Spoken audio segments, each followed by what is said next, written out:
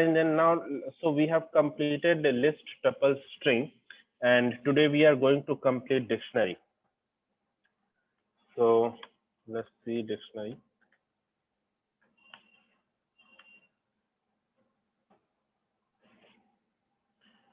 Okay, so what is dictionary? Dictionary is basically a collection of key value pairs. Okay.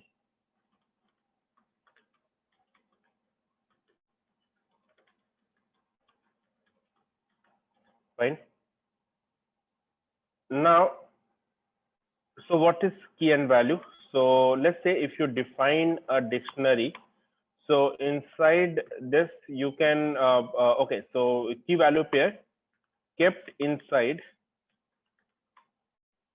this middle bracket. So this bracket is mandatory. You have to write the dictionary into this bracket only. So when you define a dictionary, you write this, and then you can write the key value pair here, like you can write 10.20 also, colon 200. You can write 10 plus 20j colon 200.30. Okay, you can write a colon Python. Okay, anything you can write. Now, if you'll be printing d comma type of d, so it will be giving you that it is a dictionary type. Okay, fine. In this, whatever, see, this is called one item. Okay, one key value pair is called item. One key value pair is called item or element of a dictionary. Okay. Now, what is key and what is value? So in the item, key and value are separated by colon. Key is kept on the left hand side and value is kept on the right hand side. Okay. So this in the dictionary element or item, the value which is on the left hand side of the column, that is already a key, and the value which is on the right hand side of the column, that is always a value. So what we can see that one key value pair is, we are saying it is an item. Now, this key should be unique. Okay. Or it is a unique value. You cannot duplicate the key. So keys basically can say keys cannot be duplicated. Okay. And values can be duplicated. You can have duplicate values, and also key should be immutable type only. You cannot have mutable type as your key. Value can be anything. Okay. Dictionary is not a sequence, so we cannot perform indexing, slicing, concatenation, and repetition operation. So then how we can access the value? So to access the value, we use square bracket notation.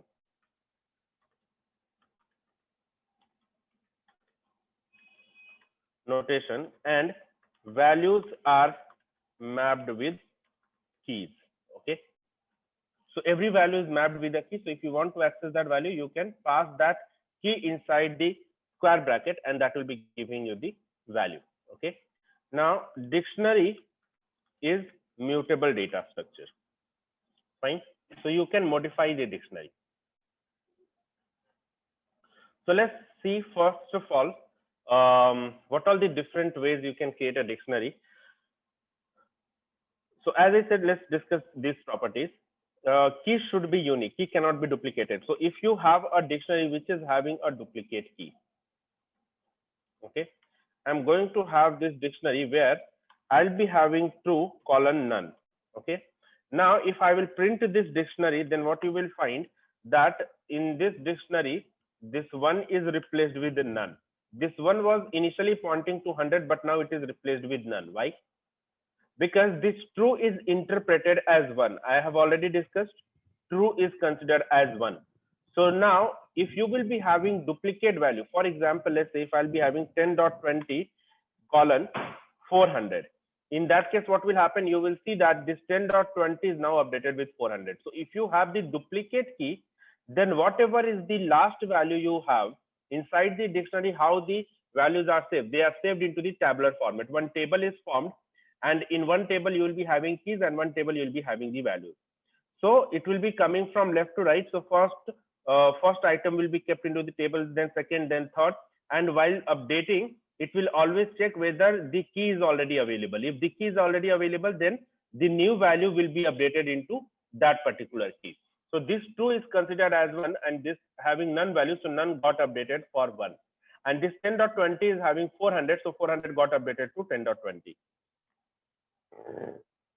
Clear? Okay.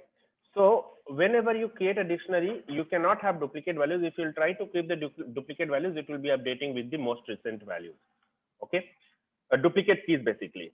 And it should be immutable type. So let's say if you try to define a dictionary with some key as a mutable data. For example, here I'm trying to keep a mutable data structure. That is, let's say I'm trying to keep a list here. Okay. 10, 20, 30. In that case, it will be giving you the error. What error it gives? Unhashable type list.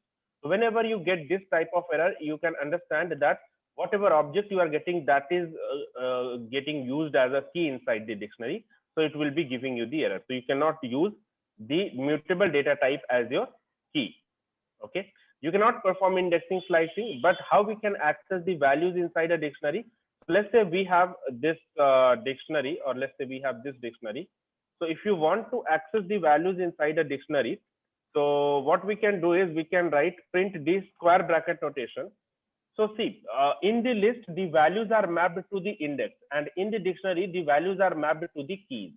So you can access the value using the keys, but you cannot access the keys using the value. Okay. So that's the reason every key is unique. Okay. Fine. Now let's say if I want to access 200, so I can pass this key as 10.20, and that will be giving me the value associated with it. Okay. Similarly, I can write here D of A, that will be giving me the value associated with this key. Clear? Now we have seen how we can declare a dictionary, and we have also seen that how we can access the value from a dictionary. Let's see how we can create a dictionary. Okay. Now creation of the dictionary. We can create a dictionary in different ways. So if you want to create a dictionary, first of all, if you have the value, you can directly assign the value. That is one way. There is a function D is equal to, you can use this dict function, which you can use to create a dictionary. But dictionary will have a key value pair, right? So you have to pass the value into the key value pair format. So I'm passing a list, but this list will be having a tuples, few tuples, okay? And every tuple will be having few values. For example, this tuple will be having, let's say, employee 1 information, okay? And the value we will be associating with this is this one, okay? Now this tuple will be having employee 2 information,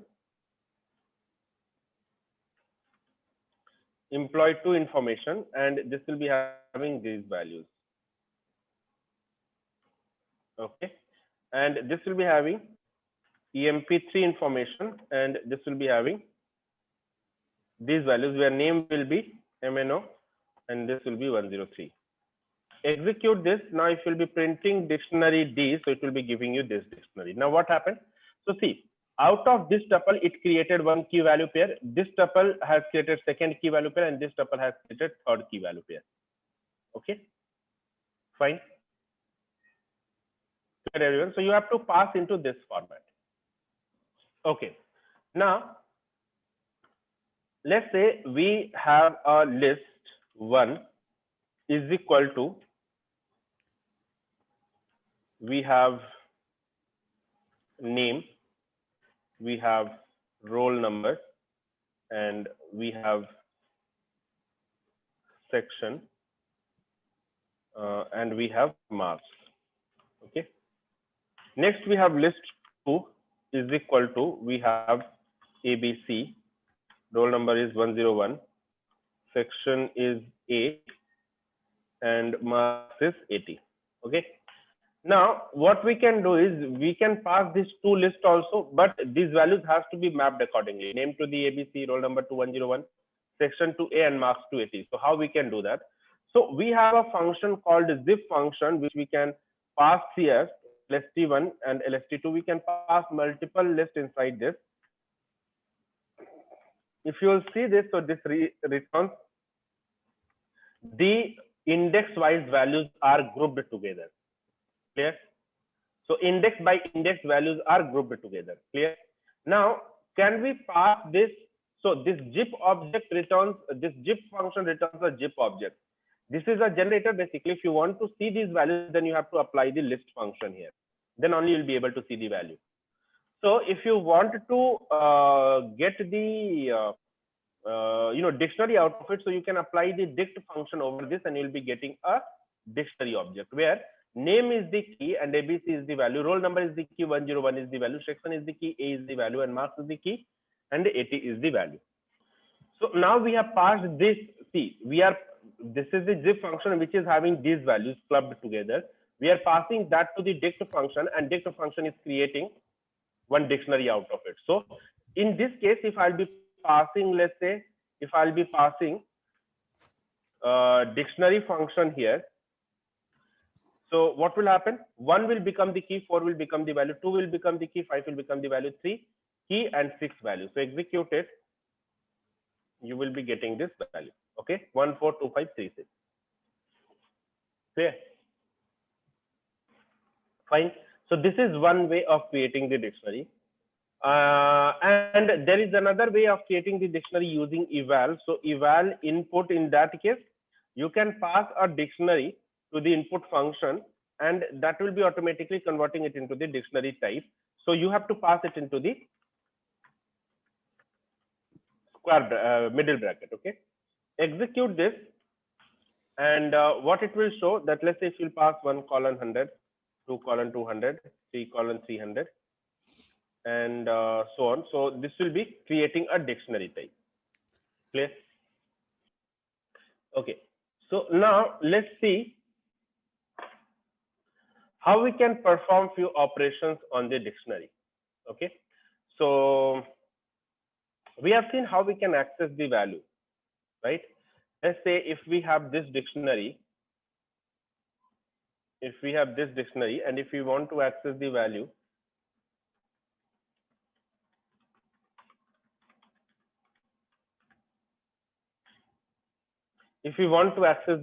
so let's print this first. And if you want to access the information of employee 1, so I can write employee 1, and that will be giving me the value associated with it.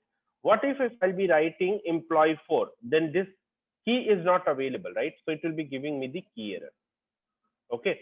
So this is fine. You can access the value this way, but this key error gives. So what we have to access the values, we have few functions. Okay.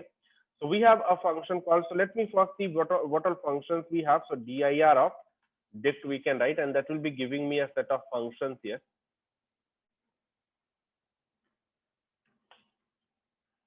And let's see what all these functions. So first of all, we are going to take get and set default function.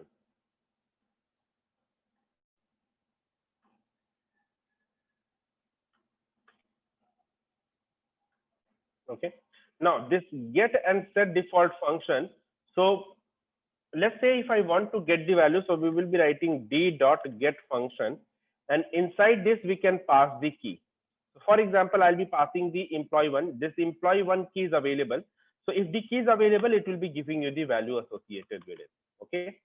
So returns value if key is available. Okay. Fine.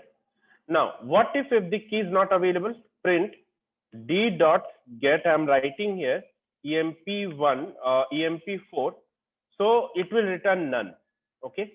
So what we can say, it returns none if the key is not available.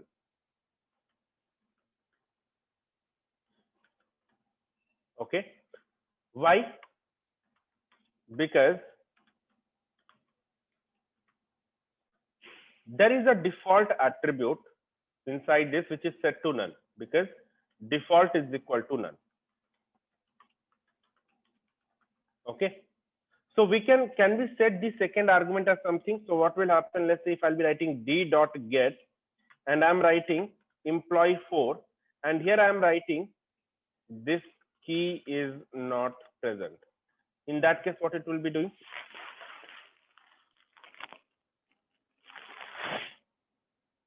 So it will be showing you this message instead of showing you none. Okay, so it will show you this message. So what it returns? Returns the second argument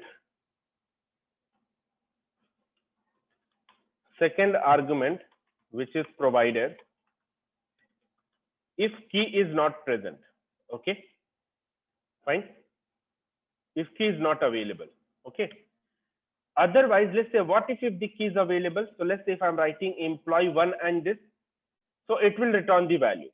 Okay, it will return the value. So returns the value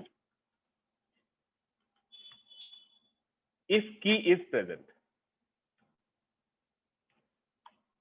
Okay, key is available. Fine, understood. So there are 4 cases.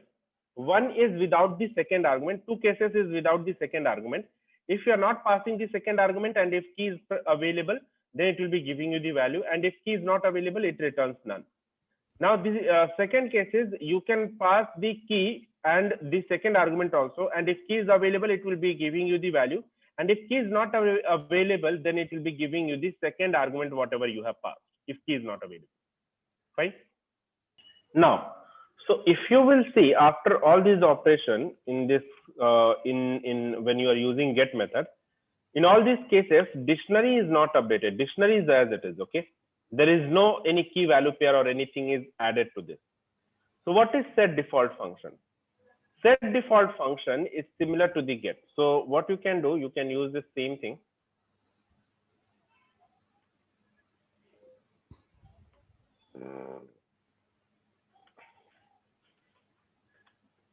D dot set default. We are trying to access employee 1 key. Execute this, it will be giving you the value associated with it using set default also. Okay, and in this case, set default also, we have a second attribute that is called default, which is set to none. So if the key is not present, okay, if key is not present, then what it will do is it will create a key value pair with employee 4 as the key, and what is the default value? That is none. Okay, you'll see that it is the default value is none. So it will be creating a key value pair where employee 4 will be the key and none will be the value. So set default method, if the key is not available, then it will be creating a key value pair. Okay, so let's execute this. And if you'll see here, it is giving you none, that this key is not present, and also it is adding 1 key value pair, employee 4 and none. Clear? Now let's see what happens if the key is available. We are using set default method, and if the key is available and we are passing the second argument, then what will happen? So execute this. We are trying to access employee 1. This key is already present and we are assigning the second value also. In that case, it will just give you the value associated with it, and it will do no change inside the dictionary. So employee 4 is already available. Let me write employee 5. So now inside the dictionary, employee 5 is not available, and I'm giving one value here. So what will happen, since this key is not available, so first it will show this message to you, create a key value pair here with this employee 5 as the key and this second argument as the value inside the dictionary. You can see employee 5 is created with this value. Okay, so now this get and set default methods are clear. Now let's see the 2 more methods, pop and pop item. Pop and pop item are used to remove the element from a dictionary. Okay, so let me print D first.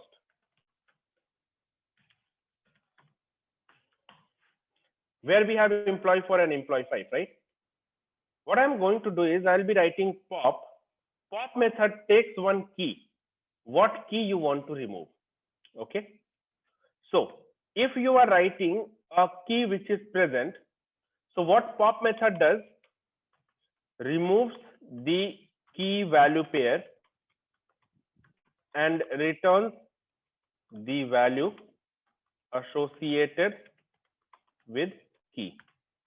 Okay, execute it. You can see this is the value, and if you will be printing dictionary after this, it will show you that employee 5 is not available. Fine, clear everyone?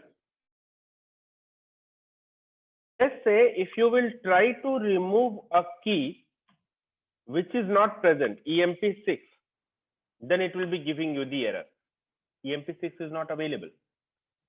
So what you can do is, if the key is not present, in that case you can pass a default message that this key is not present, hence cannot be removed. Okay, so instead of giving you the error, it will show you this message. Now this second argument is optional. If you will see this, this is the square bracket, right? It means it is optional. Okay, and it removes specified key and returns the corresponding value. If key is not found, D is returned. Whatever D you will write here, that will be returned is if given. Otherwise, key error is raised. Clear? Fine, everyone. Is it clear till here? Any question?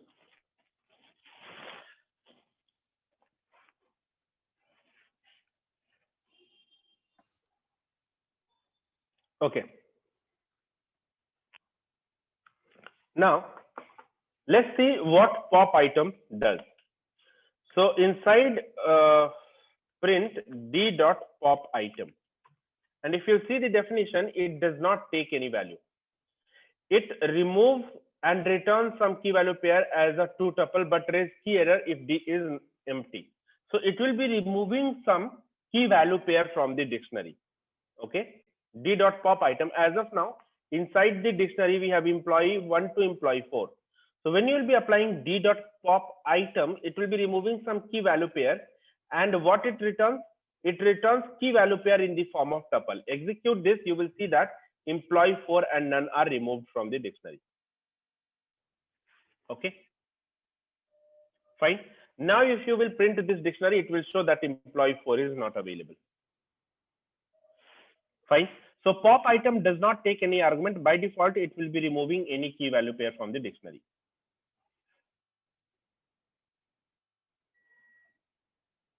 Any question? Abhishek, can you please explain this once again? Okay. So there are two methods to remove the element from the dictionary. One is pop and one is pop item. Pop takes a key as an argument. If that key is available, then it will be removing that key value pair and removes and returns the value associated with that key. If the key is not available and you are not passing the second argument, it will give you the key error. And if you are passing the second argument, then whatever second argument you have passed, it will be returning that as a message. Okay. Whereas pop item, it does not take any argument and it will be removing any random key value pair from the dictionary.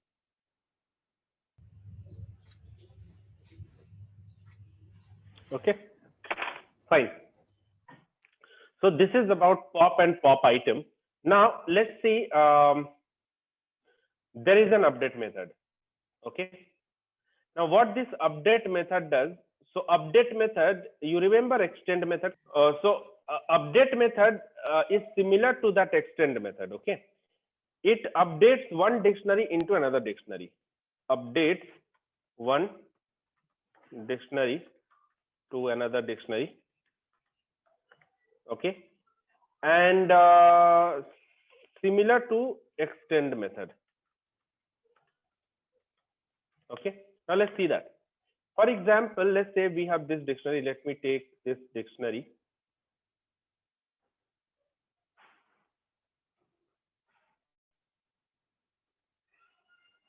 We have this dictionary and we have one more dictionary D1.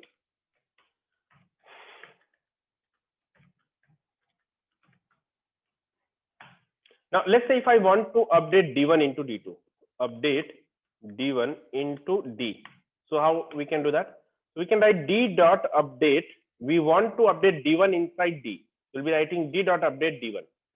Now, if you will be printing D, you will see that D1 is updated inside dictionary D. Fine.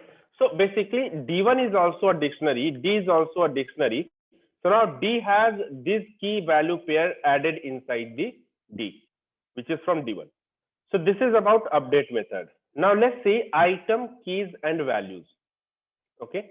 So someone asked me that how we can unzip the values. So this we can do using item, keys, and values. Let's say if we have this dictionary print D. So if you will be printing this dictionary, you will get this dictionary. Let's say if you want only the keys from here, so you can write d dot keys. You will be getting the dict underscore keys, where you have only the keys here. Okay. Similarly, if you want only the values, you can write here d dot values, and you can get it using d dot values method. So that will be having only the values from the dictionary. And finally, if you want the items from the dictionary, so you can write d dot items, and that will be giving you the items from the dictionary, where if you will see, this is unzipped value only, right, from the dictionary. List of tuple, right? Every tuple is having key value pair, correct? Fine. So it is giving you key separately and value separately. So these all are the three methods: keys, values, and items, that gives us the list of keys or list of values or list of items. Basically, not list. The type is dict dot items or dict underscore items or dict underscore keys or dict underscore values. You can they are iterables. You can run the loop over them, and or else you can apply the list function and you can get the values directly. Next function we are having is from keys. Okay, so let's first see the clear, and then we'll be coming to from keys. Now, what this clear method does, it clears the dictionary. So for example, we have this dictionary D, right?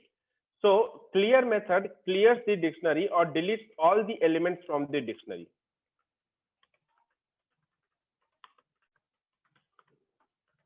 Okay, it deletes all the elements from the dictionary, number one, and leaves the empty dictionary behind.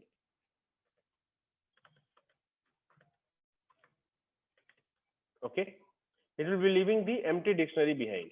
So for example, if you are applying d dot clear, this is going to return me none, so this is not required. Just remove this.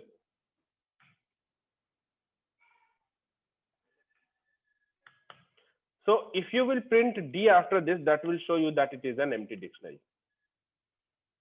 Okay, so clear is not going to delete the dictionary, it will just delete the elements from the dictionary. Okay, and next we have from keys. What from keys is going to do?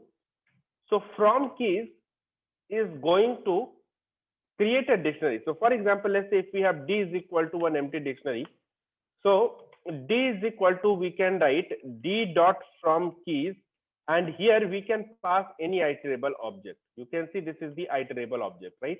We can pass any iterable object. Now the iterable object may be a list. For example, I can pass Python. In that case, what it will be doing, it will be creating a dictionary from this iterable object, where every element of this string will become the key of this dictionary. So P is one key, Y is another key, T is another key, H is another key, O and N are another key. And the value associated with them are none. By default, the second argument, if you will see, that is value is equal to none. Hence, all the elements or all the keys are having none value only. If you want to assign some other value, you can pass some value here. For example, if you pass 100, so it will be assigning 100 to every key. But you cannot assign different values. For example, if you will think that let me pass 100, then 200, 300, 400, 500, and 600. These all are 6 values and 6 keys we have. So every key will be having a separate value. No, it will not work that way. So basically what it will do, it will take this, whatever second argument you will be passing, that second argument whole object will be passed as a value to the. So this is done from keys, and next what we have. Okay, next we have copy method. So what is this copy method? Copy method is used to create a shallow copy. So let's come to the shallow copy and deep copy concept.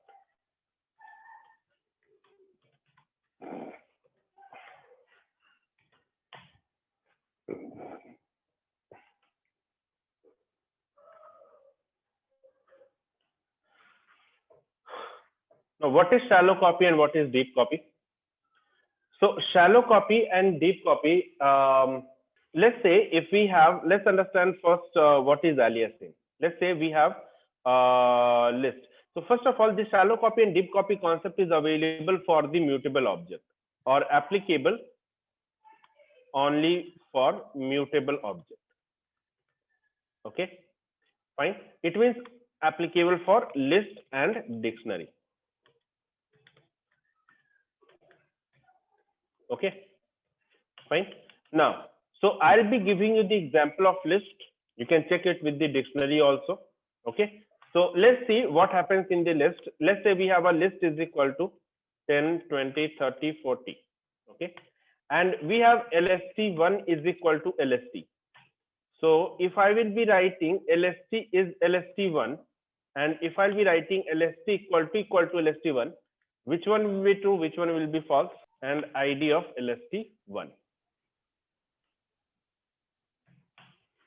Okay, ID is same, 8216, 8216.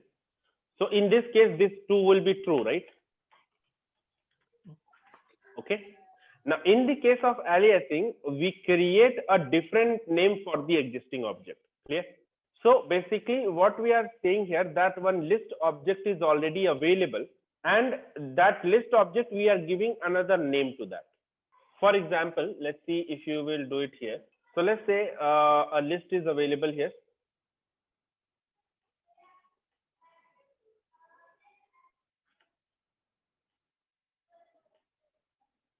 Ten, 20, 30, 40 are available into the heap area, so they will be available individually.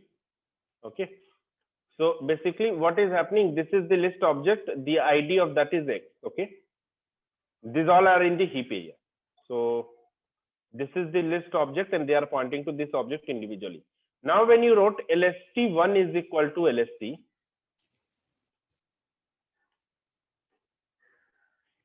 okay. So LST was previously pointing to X, clear, into the variable area. Now LST1 will also be pointing to the X only, and hence the ID will be same. Why? Because so with this operation, we are giving another name LST1 to the existing object LST. Okay, so this is pointed by LST, and LST1 is also pointing to the same thing, and hence the ID will remain same for in both the cases. So what happens? The problem in this case is, let's say if you will be writing here LST1 of 0 is equal to 100. So will it be making these changes to LST and LST1 both, or only LST1? 100, 100 changed both. Why? So what happened when you wrote LST1 is equal to LST1 of 0 is equal to 100 here? When you write this, so basically this reference is deleted. Okay, and 100 object got created, and this is pointing to 100. LST and LST1 are both pointing to the same ID, and in turn 0 index is pointing to 100, right? So it is changed to both of them. Clear? What happens in this case is, you will find in many a situation where you don't want to make any changes to the existing object or the original object or the original copy. So how we can avoid these changes? Using shallow copy. Okay. Now, how we can create the shallow copy? So there are two ways: using copy method or using slicing. Both create the shallow copy. I will be using slicing in the case of list. You can use copy if you are using dictionary. In the dictionary, slicing is not available, so use copy only. Now let's have a list again. LST is equal to 10, 20, 30, 40, and LST1 is equal to, okay, LST1 is equal to, I'm going to write LST of colon. Now tell me, if I'll be writing LST is LST1, will it be true or false?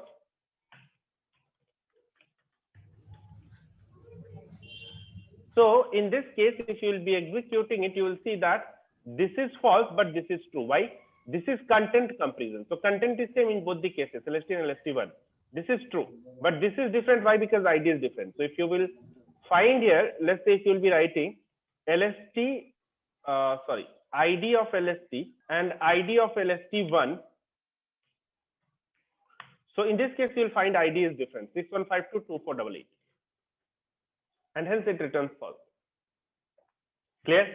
So if you will make any changes to LST1, it will not be made to LST. Correct? Let's say if I'll be writing LST1 of 0 is equal to 111. Will it be making any changes to LST? Okay, it is not making any changes to LST. Why? Because ID is same. ID is different. So what happens in this case is, let's say we know that there are two things. One is variable area, one is heap area, right? So let's say this is variable area and this is heap area. Let's say you have written this code. So LST is equal to 10, 20, 30, 40, 50, 60. And you have written LST1 is equal to LST colon colon. So what happens? There will be one list object will be created and there will be one sublist, right? So this is sublist. Okay. So this was pointed to, let's say X. So LST is pointing to X. Okay. This is pointing to 10, 20, and 30. So this is to this, this, and this. And this is 40, 50, 60. So this is pointing to this. And this one is to this list. Now, when you wrote this operation, so this creates a shallow copy. Shallow copy means what? A different object will be created for LST1. Okay. So this is pointing to 10, 20, and 30. And this is pointing to this list object. Okay. This is pointing to Y. So LST1 is going to point to Y. Okay, fine. So if you will make any changes in LST1 of 0 is equal to 111. So this reference will be deleted, 111 will be created, and this will be pointing to 111. Clear? I'll be writing LST1 of -1 is equal to 444. So tell me, will it make any changes to LST and LST1 both, or only to LST1? In this case, this object is pointing to this list. This one is also pointing to this list. If you are writing here LST1 of -1 is equal to 444. So basically 444 will be created and this will be pointing to 444. So it is making changes to both of them, right? So in the case of nested copy, if you have, then it is creating a problem. So it is making the changes to original list and duplicate copy also. So now we have the concept of deep copy. So how we can create the deep copy? So now we can write to create the deep copy. If you see this, it is changed to both 444. So what we can do, from copy import deep copy, and then we can write here LST1 is equal to deep copy of LST. Okay. Now if you'll be making changes to LST, so now let me just comment this out and execute this. LST is this one. Now let's print LST and LST1. Okay. This is the object. Now if you'll be making any changes to LST1, it will not be making any changes to LST. LST1 of -1 is equal to 444. Now let's print LST and LST1. You'll see that changes are made only to LST1, not to LST, because of the deep copy. So in the deep copy, what happened? So that inner object also got created separately. So we have 10, 20, 30, and 40, 50, and 60. This is pointing to this, and they all are pointing to these values. Okay. Now if this is changed, let's say this is X and this is Y. So LST is pointing to X and LST1 is pointing to Y. Now if you are making any changes to this of this, then this will be made as 666. So this will be pointing to 666, but this is still pointing to 60, right? So in that case, only Y changes in the Y or LST1 will be done, not to LST. Clear? Okay, same concept is available into the dictionary also. Dictionary is also mutable objects. So this shallow copy and deep copy concept is available there as well. Okay, so you can have nested dictionary and you can check it out. Okay, now let's come to the dictionary comprehension.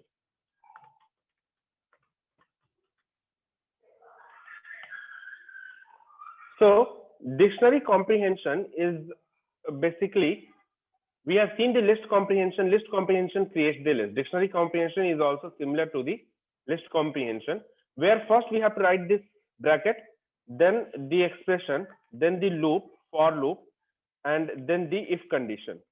Basically, this is the syntax. And if you want, so see, dictionary will be having key and value, right? So you have to write into this format, key colon expression.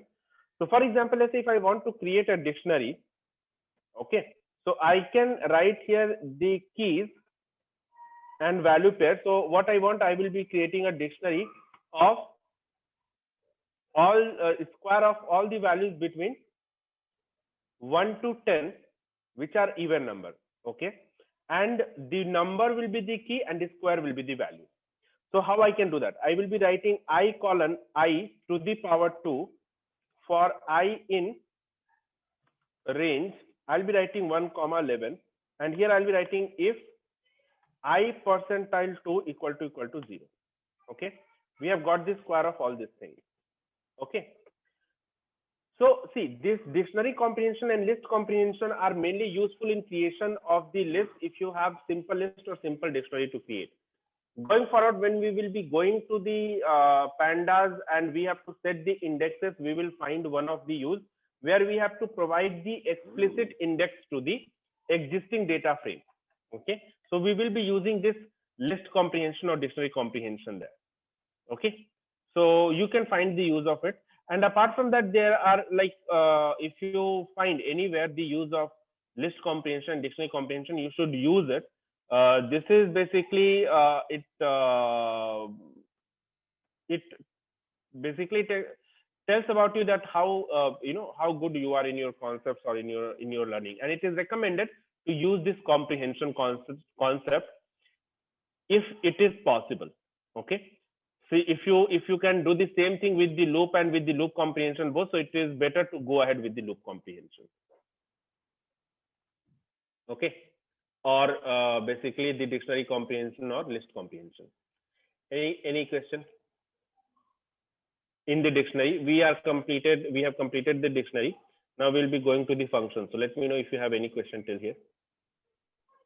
I is the key, and I to the power 2, the expression which we have written, that is taken as value. So loop is running, loop is taking one value from the range, then it is checking the condition whether this condition is satisfied. If this condition is satisfied for I equal to 1, this condition is not satisfied. So it is going back to the loop. Next, I will become 2. For 2, it is satisfied, so it will be coming here, 2 will become the key, and 2 to the power 2 will become the value, 4. Then it will be going and picking the next value, I will become 3. It is not satisfied. Then it will pick the next value, I is equal to 4. This is satisfied, so going back, 4 will become the key, and 4 to the power 2 will become the value, 16, and so on.